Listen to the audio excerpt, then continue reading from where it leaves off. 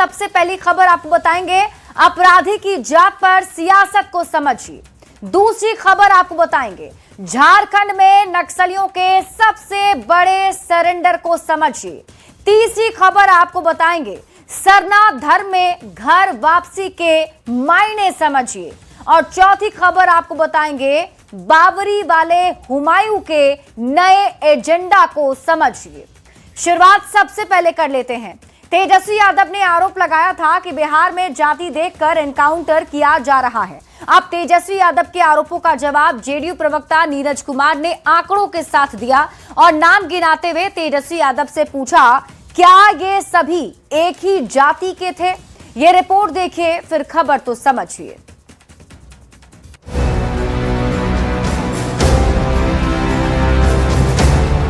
कोई यदि पुलिस को चैलेंज करता है तो उसको 48 घंटे में जवाब देना है, ज्यादा लेट नहीं हो।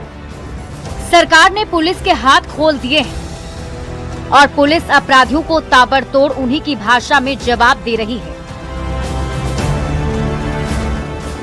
एक महीने में 11 एनकाउंटर, खासकर पिछले 4 दिन में 5 एनकाउंटर हुए। 21 मई यानी आज एक और एनकाउंटर हुआ।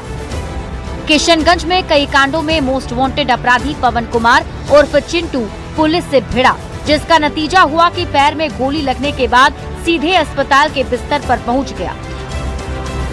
एनकाउंटर में पुलिस के भी 2 जवान घायल हुए।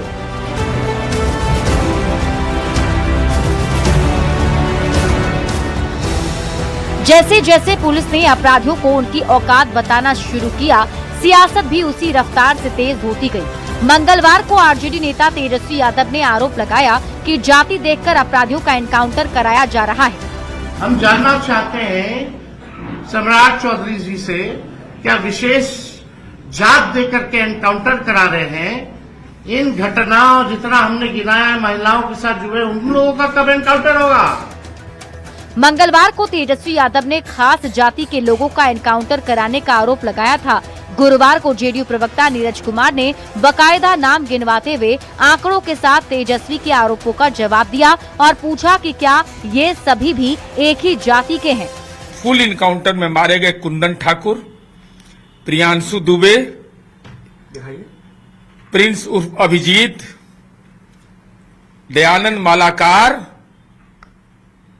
रामधनी यादव, सोनू यादव, ये सारे एक ही बिरादरी के लोग हैं। बड़ी बात है कि अपराधियों की जाति खोजने वाले तेजस्वी यादव को उनके सहयोगी पार्टी कांग्रेस का भी साथ नहीं मिल पा रहा है। हमारा मानना है कि अपराधी का कोई जात और धर्म नहीं होता है। कोई भी अपराधी हो, किसी भी जात का हो, किसी भी धर्म का हो, उसके लिए सिर्फ एकमात्र जगह है जेल। दूसरी ओर एक बार फिर भरे मंच से सीएम सम्राट चौधरी ने साफ कर दिया कि अपराधी किसी भी हाल में बचेंगे नहीं। कुछ लोग तो ये पूछ रहे हैं आजकल कि पुलिस इनकाउंटर यदि होता है तो उसमें जाति भी पूछना चाहिए। तो मैं तो पुलिस वाले को कहूंगा, भाई पूछो, जाति पूछकर ही गोली चलाइएगा, इसे मत चलाइए। मतलब क्या कॉमन सेंस लोग यूज कर रहे हैं।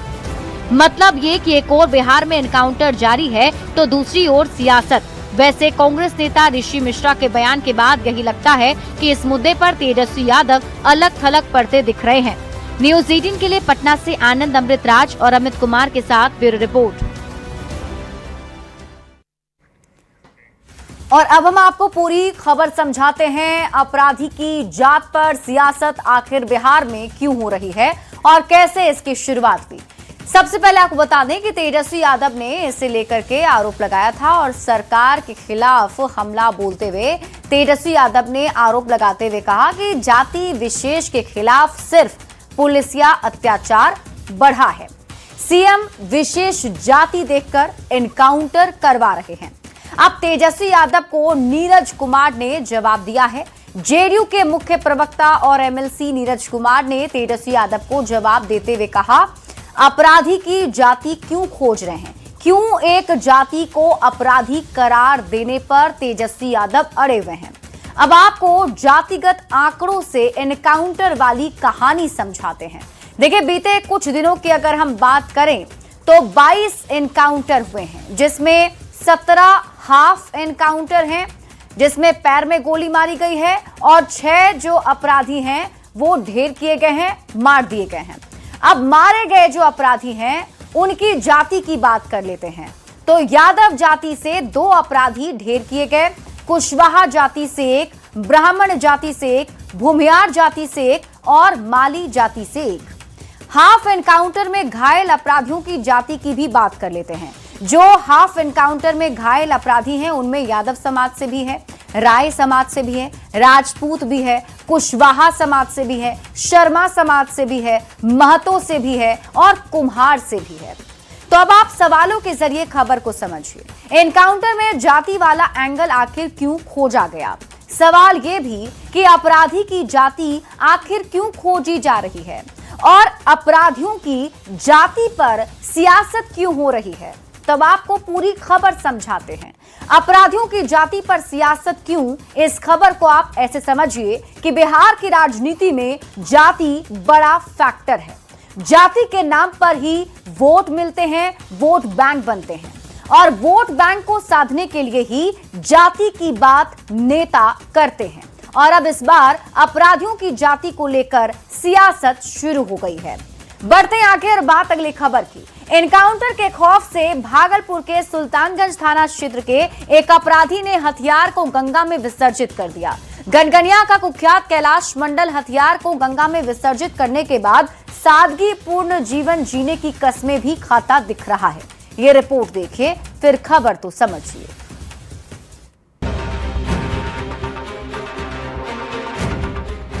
बिहार पुलिस आजकल पूरे एक्शन में है। यूपी की तरह बिहार के ऑपरेशन लंगड़ा की चर्चा चारों तरफ होने लगी है। एक महीने में 11 एनकाउंटर हुए और जितने एनकाउंटर हुए उससे ज्यादा संख्या में अपराधी अस्पताल के बिस्तर पर पड़े हैं, जिसका खौफ बदमाशों के चेहरे पर साफ साफ दिखने लगा है।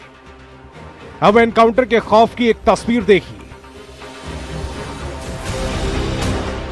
देखिए, यह है भागलपुर के गनगनिया का कुख्यात कैलाश मंडल। वीडियो में कैलाश मंडल अपना हथियार गंगा में विसर्जित करता दिख रहा है। यही नहीं, कुख्यात कैलाश मंडल हथियार को गंगा में विसर्जित कर सादगीपूर्ण जीवन जीने की कस्में खा रहा है। मैं आज से ये हथियार जो है न कि गंगा में समर्पित कर रहा हूँ। आज दिन के बाद हथियार हाथ में नहीं लेंगे। लोग बताते हैं कि कैलाश मंडल पर हत्या, रंगदारी जैसे गंभीर मामले दर्ज हैं और कुछ ही दिनों पहले जेल से छूटकर बाहर निकला है। लेकिन एनकाउंटर का खौफ ऐसा कि इस कुख्यात अपराधी ने हथियार को गंगा मैया के हवाले कर सादगी वाला जीवन जीने की कस्में खाना शुरू कर दिया है। बीजेपी नेता और मंत्री दिलीप जायसवाल कहते हैं कि अपराधियों को अपराध से तौबा करना ही होगा, दूसरा कोई रास्ता नहीं। और ये माहौल अब बिहार में बनना शुरू हो गया है और जल्द ही इस तरह का माहौल बनेगा। जबकि जेडीयू प्रवक्ता नीरज कुमार ने तो यहां तक कह दिया कि सिर्फ हथियार छोड़ने से काम नहीं चलेगा, जो अपराध किया है उसकी सजा तो मिलेगी। आप सरेंडर करिए, अन्यथा कानून तो अपना काम करेगा और कानून में कोई अपराध छोड़ देने से आपको मरौवत नहीं मिलना है, वो कानून आपको मुकम्मल सजा देगा ही। बिहार सरकार ने पुलिस के हाथ खोल दिए और पुलिस वैसे ही एक्शन में आई, अपराधी औकात में आते दिख रहे हैं। न्यूज़ 18 के लिए पटना से आनंद अमृतराज और भागलपुर से विकास कुमार सिंह के साथ ब्यूरो रिपोर्ट। तो ये तस्वीरें बताती हैं कि बिहार में एनकाउंटर का खौफ अब अपराधियों में देखने को मिल रहा है। अब हम आपको पूरी खबर समझाते हैं, जिसमें अब आप समझिए बिहार में एनकाउंटर के खौफ वाली खबर आप समझिए।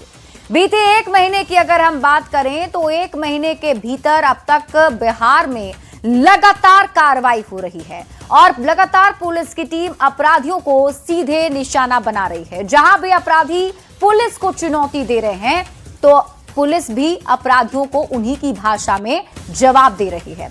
अब आपको बताते हैं कि 1 महीने के भीतर अब तक 11 एनकाउंटर जो हैं वो हो चुके हैं और 4 दिन के भीतर 5 एनकाउंटर किए जा चुके हैं। मतलब जहां भी अपराधी ने गोली चलाई तो पुलिस की तरफ से भी गोली का जवाब गोली के जरिए ही दिया गया है। और ये ऑपरेशन लंगड़ा है जिसे चलाया जा रहा है और ऑपरेशन लंगड़ा के तहत अपराधियों के पैर में गोली मारी जा रही है। तो 1 महीने के भीतर 11 एनकाउंटर और 4 दिन के भीतर 5 एनकाउंटर अब तक हो चुके हैं। अब हम आपको बताते हैं 4 दिन में जो 5 एनकाउंटर हुए उसमें आप समझिए 18 मई को सिवान में एनकाउंटर किया गया, 18 मई की तारीख को ही पटना में भी एनकाउंटर किया गया है और इसके बाद तारीख 19 मई की बात कर लेते हैं। पटना में पुलिस ने एनकाउंटर किया, फिर 20 मई की तारीख समस्तीपुर में पुलिस का एनकाउंटर चालू रहा, 21 मई को भी किशनगंज में पुलिस ने एनकाउंटर किया है। अब हाल के दिनों में कब कब एनकाउंटर हुए और किसका एनकाउंटर हुआ और क्यों हुआ, ये सब कुछ आपको बताते हैं। सबसे पहले बात कर लेते हैं 22 अप्रैल की। 22 अप्रैल को पटना में दिलीप कुमार का हाफ एनकाउंटर किया गया। दिलीप 20 लाख का जेवर लूटकांड का आरोपी है। 26 अप्रैल की तारीख को नवादा में मिंटू यादव के पैर में गोली मारी गई। अनिल मिस्त्री हत्याकांड का आरोपी है मिंटू यादव।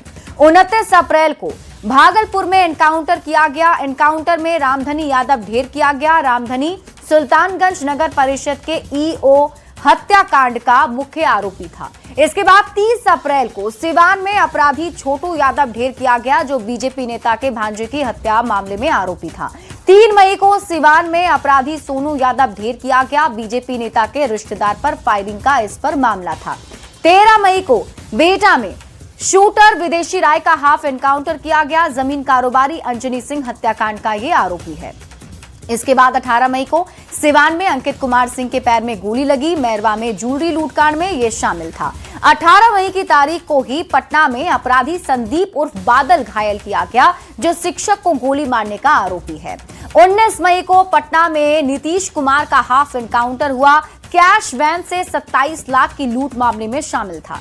20 मई को समस्तीपुर में अपराधी प्रिंस खान के पैर में गोली लगी। कई लूटकांड का ये आरोपी है।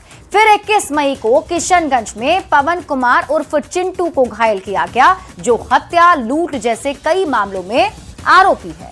तो बिहार में एनकाउंटर के खौफ वाली खबर को आप समझिए। देखिए बदमाशों के भीतर खौफ बढ़ता चला जा रहा है और बदमाश अब ये समझ चुके हैं कि अगर वो पुलिस को चुनौती देते हैं तो इसका जवाब भी गोली से उन्हें मिलेगा और ऐसे में उनकी जान भी जा सकती है, ढेर किए जा सकते हैं। तो बदमाशों को 48 घंटे के अंदर जवाब देने का निर्देश दे दिया गया है। क्योंकि सीएम सम्राट ने पुलिस के हाथ खोल दिए हैं तो ऐसे में पुलिस की तरफ से जवाब दिया जा रहा है। तो पुलिस अपराधियों को उनकी भाषा में जवाब देने लगी है। गोली का जवाब गोली से दिया जाने लगा है। ताबड़तोड़ एनकाउंटर ने अपराधियों की नींद उड़ा दी है और अब बिहार के अपराधी पुलिस से खौफ खाने लगे हैं। कैलाश मंडल का जो वीडियो है पुलिस के डर को बता रहा है। बढ़ते आगे और बात अगली खबर की। झारखंड में लाल आतंक अंतिम सांस गिन रहा है और गुरुवार को एक साथ 27 नक्सलियों के सरेंडर ने नक्सलवाद के ताबूत में आखिरी कील भी ठोक दी। आधुनिक हथियार के साथ सरेंडर करने वाले नक्सली मुख्यधारा में शामिल हुए। ऑपरेशन नवजीवन के तहत सरेंडर करने पर पुलिस की ओर से बेहतर जीवन में मदद का भरोसा मिला। साथ ही अब तक फरार नक्सलियों को समर्पण करने या फिर बुलेट खाने को तैयार रहने का भी साफ संदेश दे दिया गया। ये रिपोर्ट देखिए फिर खबर तो समझिए।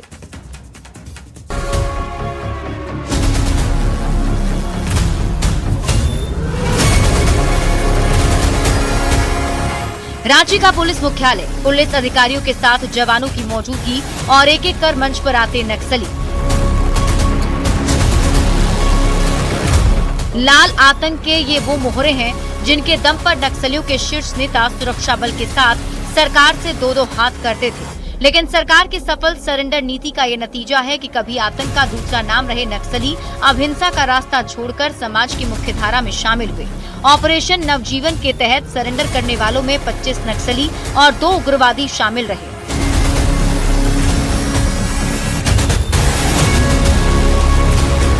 इनमें 7 नक्सलियों पर 28 लाख का इनाम था तो 9 महिला नक्सलियों में से 2 पर इनाम घोषित किया गया था। इस दौरान डीजीपी के साथ कई बड़े अधिकारी भी मौजूद रहे। आज यहाँ समर्पण करने वाले 27 साथियों को स्वागत करती हूँ। उनके परिवार को मैं दिलासा देना चाहती हूँ कि जिस तरह उन्हें स्वागत किया गया है, आगे भी हम लोग उनका ख्याल रखेंगे।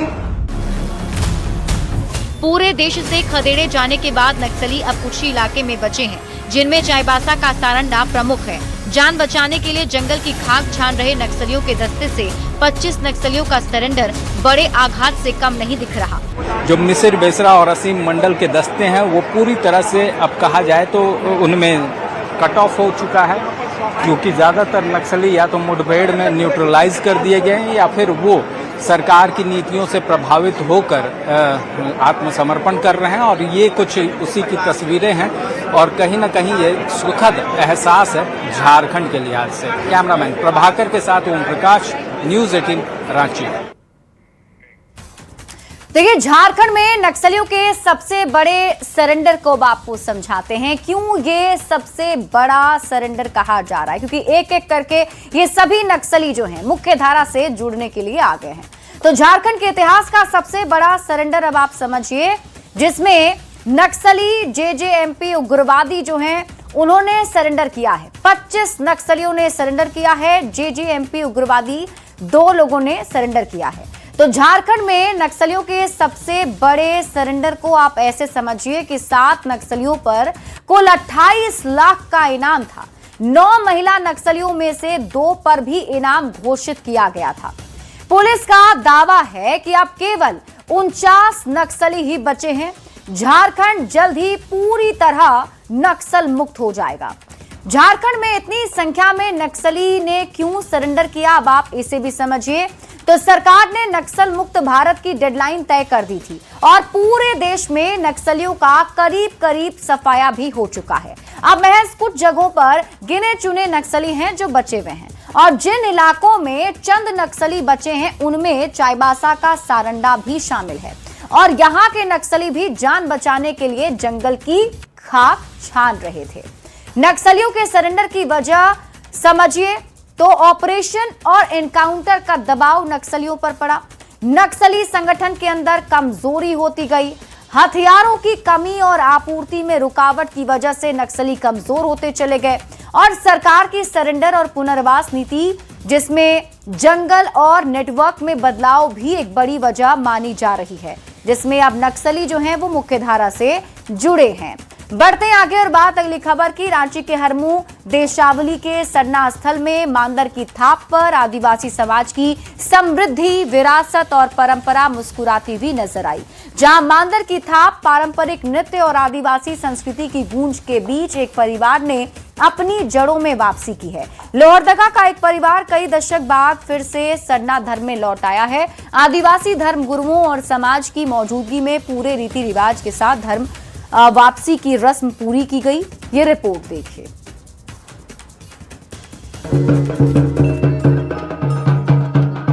लोहरदगा के रहने वाले बबलू प्रकाश कुजूर ने अपनी पत्नी और 3 बेटों के साथ सरना धर्म में वापसी की। धर्म गुरुओं की मौजूदगी में सरना स्थल पर पूजा अर्चना हुई, पारंपरिक विधि विधान निभाए गए और समाज के लोगों ने परिवार का स्वागत किया। वो हमेशा से सपना आते रहता था, इस चलते। तो आप लोग आदिवासी धर्म से कहाँ चले गए थे? क्रिश्चियन में। क्रिश्चियन में। तो कब ईसाई धर्म अपनाए थे आप लोग? वो आजा पर ज्यादा सब हम लोग भी क्रिश्चियन में ही शादी हो गया। तो वापस अपने धर्म में आए हैं अब? हाँ, अब वापस आ रहे हैं हम लोग अपना सरना में। तो क्या लगा कि वापस अपने धर्म में आना चाहिए, प्रकृति की फिर ज्यादा करीब है, जो आप लोग हट गए थे वापस करीब आए आप लोग? हाँ, करीब।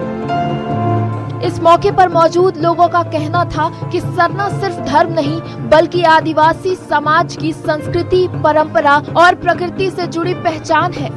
यही वजह है कि अब समाज अपनी जड़ों और विरासत को बचाने के लिए एकजुट होता नजर आ रहा है। पूरा समाज इकट्ठा हुआ है और समाज जो इकट्ठा होता है तो समाज को साक्षी मानकर, प्रकृति को अपने करीब पाकर, प्रकृति को साक्षी मानकर जो है आदिवासी समाज में शामिल होने की जो परंपरा होती है उसका पालन किया जा रहा है। संजय कुमार सिन्हा, न्यूज़ 18 रांची। और अब हम आपको पूरी खबर समझाते हैं, आप इस खबर को समझिए।